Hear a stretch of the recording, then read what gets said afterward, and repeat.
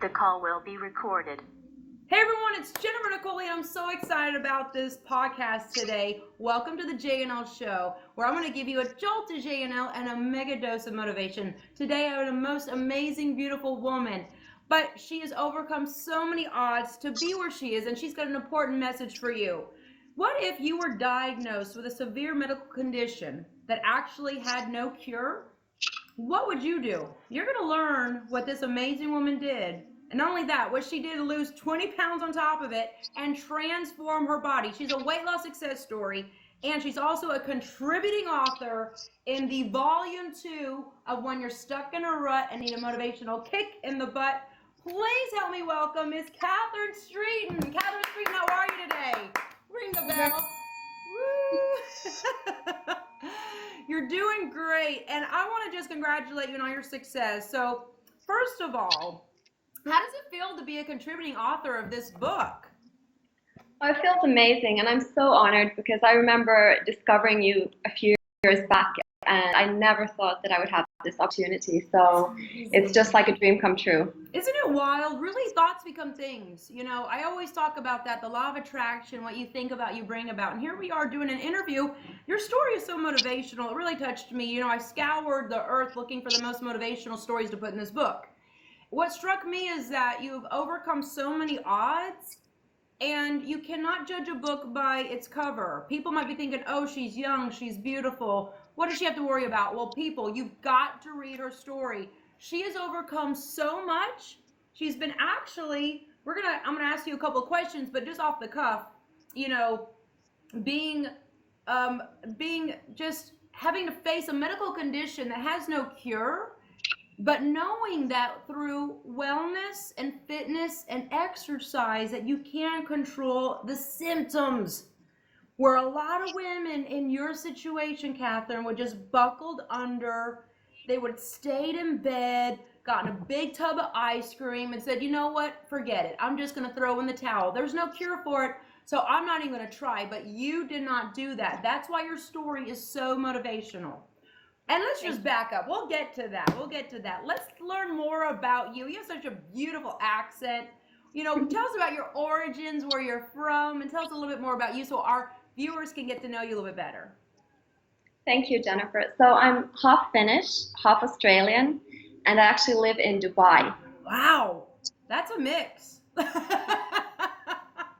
what I love about the amazing angels that I get to meet. You know, you have these exotic backgrounds, half Finnish, half Australian, and you live in Dubai. Wow. I'm picking up a beautiful accent. Is that more Finnish or is that more Australian, or a little bit of both?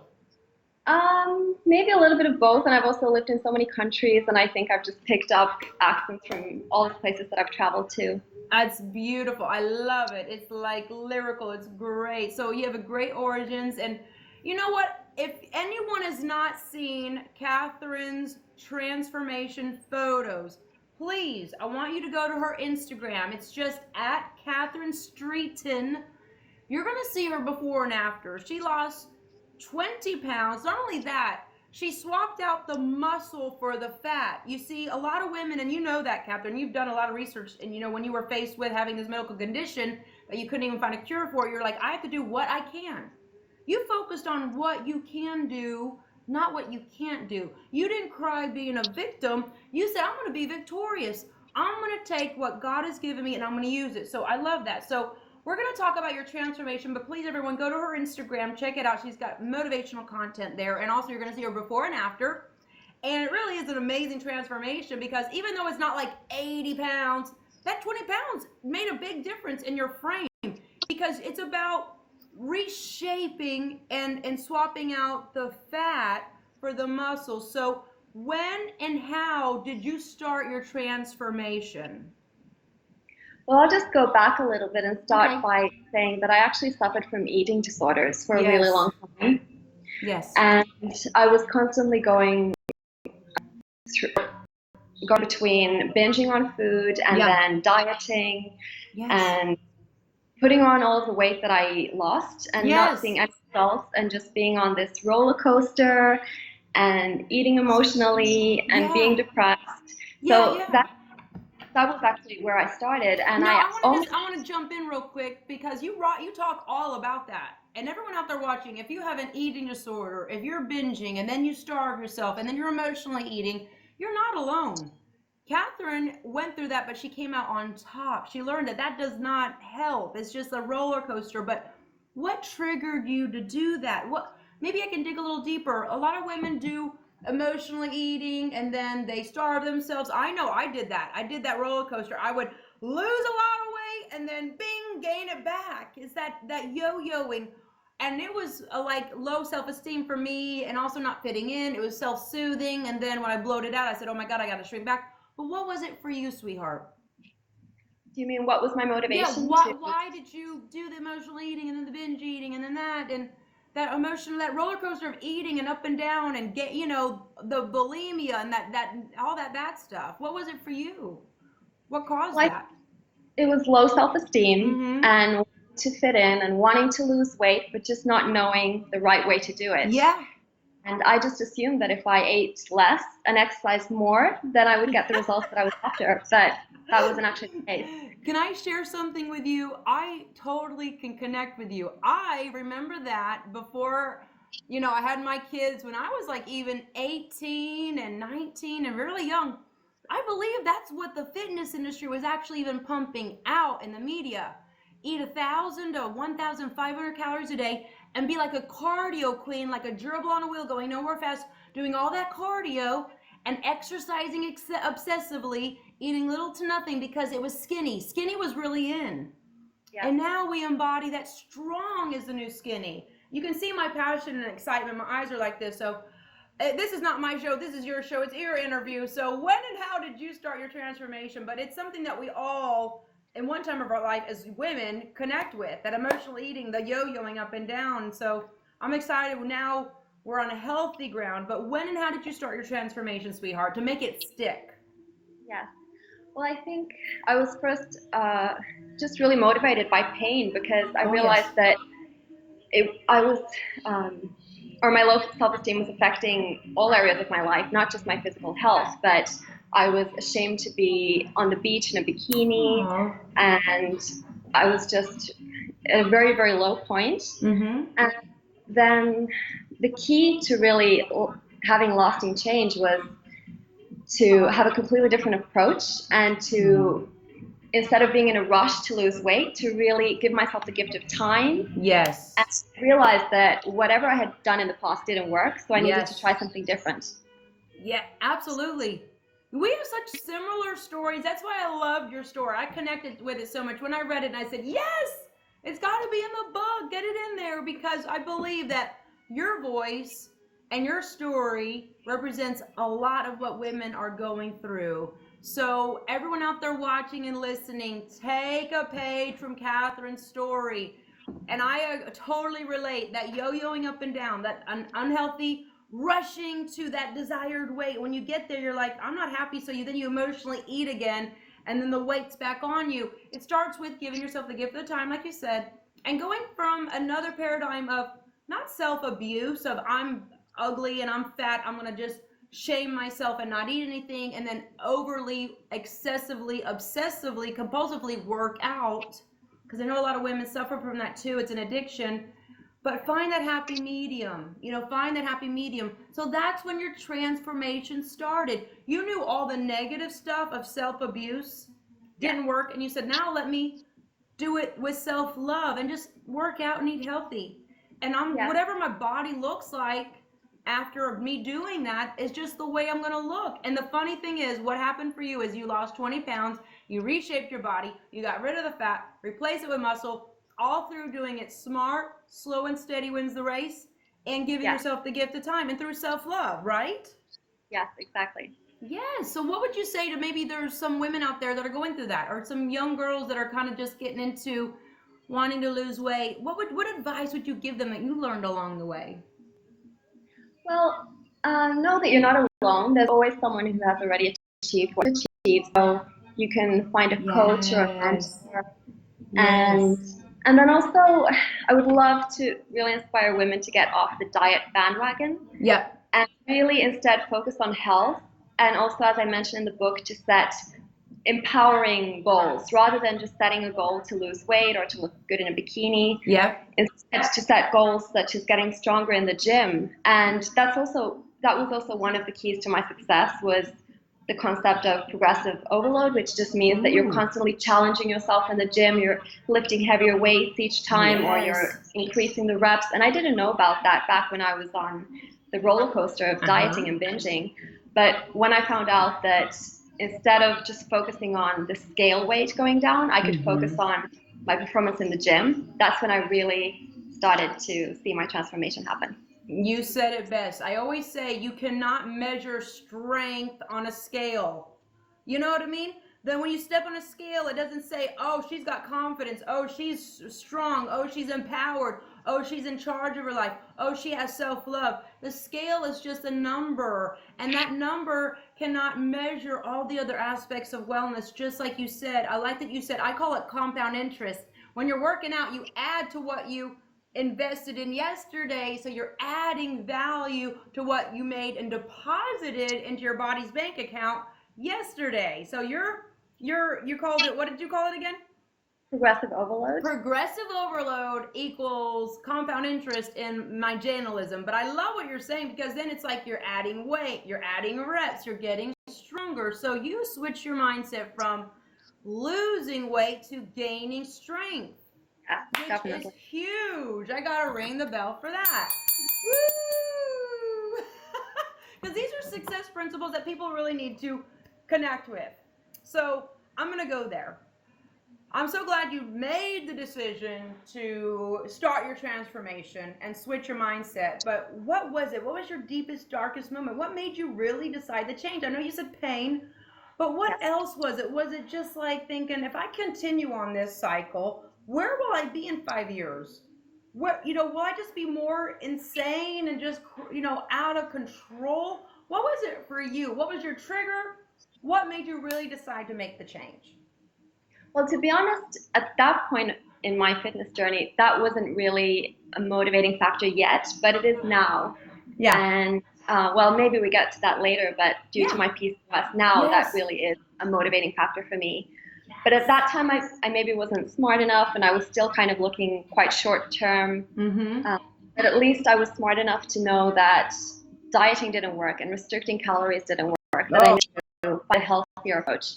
Yes, it is. And everyone out there listening, it isn't about restricting your calories. It's about we're all overfed, number one, but undernourished. So it's about eating the superfoods and eating healthy. And I know you're a big proponent about that. So now you're in a really good place. I mean, your story ends like a Cinderella story, just like a happy ending, and you're just like a beaming light of other women to look up to and to learn from and be inspired from. What keeps you motivated now? Well, one reason, if we're talking about exercise and well-being, I really love the way that exercise makes me feel. Yes. And that's always something that I remind myself of when I wake up, because as much as I enjoy exercising, I don't always wake up feeling like I want to work out. So then I'll just remind myself how amazing I will feel afterwards, and that really motivates me. Yes. I like that answer, and I want to add to that. It's like I always say after I teach my classes, remember this feeling that you feel right now? Think about this feeling. Think about this feeling like when you wake up, or think about this feeling. It's just going to grow throughout the day. When you remind yourself, it kind of fakes your brain into saying, okay, let me just start to work out. Then 5-10 minutes, and then you're like in that zone again, and you feel so great. It really is. I call it like Mother Nature's high. It's a natural high, natural endorphin rush. And I love to say it like this, imagine your happiest day, and you're only able to have 5% of that happiness. You put on the glasses, only 5% of that happiness you can see, you can feel. Women are going through life like that. They have not unlocked, like you said, the happiness that you get from working out. Can you explain how you feel after you work out? Well, I think it has a lot to do with the hormones, endorphins that are rushing through your body. And it's also, I love to train alone personally. So it's also my own like selfish time for myself, my own time that I can forget about everything else and not take care of anybody else. I'm just focusing on myself. And that's really important for me, because I feel that when I do have that hour in the day, then I'm better able to serve other people and to be a better friend and girlfriend and coach and whatever. So, yeah. It really is. It's like a domino effect. It affects everything. I always say it's only 4% of your day, but then it transforms the other 96% of your day. It's a phenomenal tool. So it's not only about the number on the scale or looking good in the bikini. It's a mood booster, an energy increaser, a bad energy zapper, you know, so an endorphin releaser, all of that. So you hit on that. That really is like my therapy. It's just, I can't live without it. You get that natural high. And I'm so glad that you resonate on that same vibration that I do. That's why when I read your story, I was like, oh, she gets it. We got to put her in the book. You know what? We're going to go ahead and talk about the big medical issue, because I know we teased it in the beginning and a lot of people are like, what was Katherine diagnosed with that has no cure? And this really touched me because, you know, if everyone out there listening, what if you were to go to the doctor and they said, you have this condition, there's no cure? You got to learn to live with it. You have a crossroads. You can just become victim, give up, give in, crawl into bed, eat that tub of ice cream and just say, forget it. Or you can do what Katherine did and take control of her life and not be the victim, but become victorious and now be a shining example for other women. And you never know, there might be someone out there suffering from the same medical condition you were diagnosed with. So tell us about this and how you're here to help motivate other women that are also maybe going through this. Yeah, so about 2 years ago, I was diagnosed with PCOS, which stands for polycystic ovary syndrome. Wow. And it's a hormonal imbalance where your body produces more male hormone. Okay. And unfortunately, there's no cure for it. And some of the biggest complications are that you have a higher risk of developing a lot of diseases such as diabetes due to insulin resistance, and also heart disease and other diseases. Yes. It may be harder to get pregnant due to an irregular or in some cases missing period. Yes. And then there are also some side effects that obviously differ from woman to woman, but they include acne, hirsutism, or excessive hair growth such as facial hair, difficulty losing weight, bloating. A lot of women with PCOS are overweight. Yeah. So it's really, it wasn't a nice thing to be diagnosed with at all. Well, obviously you've handled this with grace, class, and sophistication, and you didn't let it break your spirit or kill your enthusiasm for fitness. And tell us what made you inside to say, you know what, I'm not going to just crumble and fall, and I'm going to actually do what I can, even though there's no cure. I'm going to do what I can to live the healthiest life possible, because I know there's someone out there listening that possibly may be going through what you're going through, and they're going to learn from your story and how you handled this. Well, I asked myself, sometime after I was diagnosed, I asked myself a question, and just as you mentioned, you can either be a victim or you can be victorious.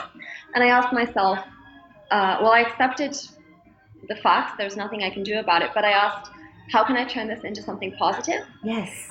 And actually, my answer was to, first of all, be very open about it, to really share my story. And then around this time, I was very fortunate enough to see your post where you were looking for motivational stories. And then I thought, what a better opportunity than to share my story in your book. Ooh, I got chills all over. I got goosebumps all over. It's so, the air is electric with that positivity. Yes, because us trying to hide and being embarrassed and ashamed is what the dark negative energy wants us to do. And we are not going to do that, because, not to get biblical, but really it said that you have to let your light shine. And you're such a shining light. I mean, look at you. And no one would even guess that, because you didn't let that control you or brand you or mark you. And I love that you're open about it, and almost like there's a sense of freedom when you talk about it. And that you're able now to say, you know what, ladies? I'm at peace. You accept it. I always say acceptance is the greatest healer. Once you accept that you can't control it and just, you can't, there's no cure for it. You learn to live with it. Now it doesn't have control over you. You feel that? And that's why you're able to be, transform your body. Lost over 20 pounds to transform your body, and you're able to get healthy and to find that balance, living with an unbalanced medical condition. That's the key. Now, looking back, are you so happy you made that decision to focus on doing what you can and to live a healthy life? Definitely. It's so motivational. Sorry, but it also just really helps with my self-esteem, because as I mentioned, some of the symptoms, you can only imagine, they're not something that are very nice to live with as a woman. But by exercise, I'm able to just forget about what my body looks like for a moment, even if I'm bloated on that day, or no matter what I look like, I can just really focus on how I feel, how my body feels when I move. And that's really the message that I want to get out. Oh, I love it. It's a beautiful message. And I agree with you, because you're right. From motion of the body, feeling strong, moving your body in different ways that are empowering, creates emotion. So I get what you're saying. That bubble of time when you're getting out, when you're training, I feel like it's even a mental escape. I feel like it's like time travel. Time travel to like where nothing matters and there's no worries and you're really happy. And like, I love what you said, that this is about you and spending time with yourself, self-reflecting. And I really believe it is also a sense of worship. You're just telling your higher power, thank you for my strong, healthy mind and body.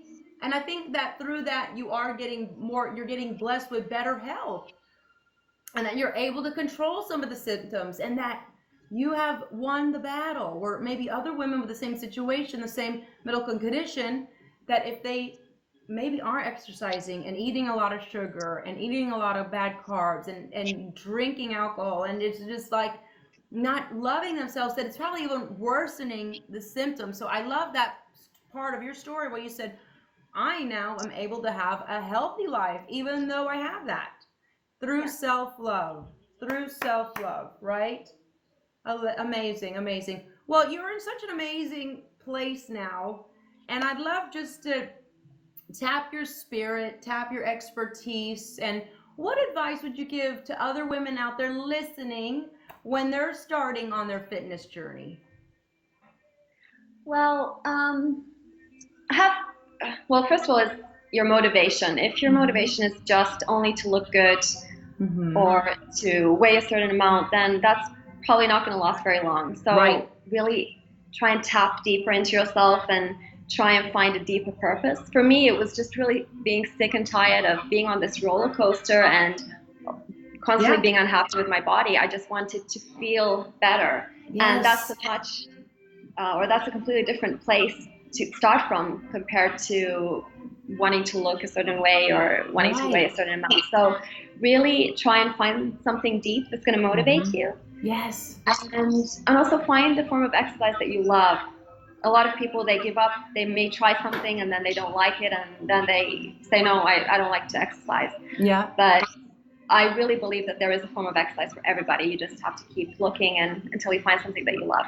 Yeah. Oh my God. Great advice. Yeah. Make it fun. Make it creative. There's so many options out there, right? And I love that you said, if you don't have the correct why, if it's superficial, one-dimensional, oh, I gotta look good for this wedding, oh, I gotta fit into that dress, oh, I gotta look good in that bikini. No, that's only, like you said, it's gonna be like a poof gone. That is not gonna last. It's not that strong grounding you. You have to have a very strong why.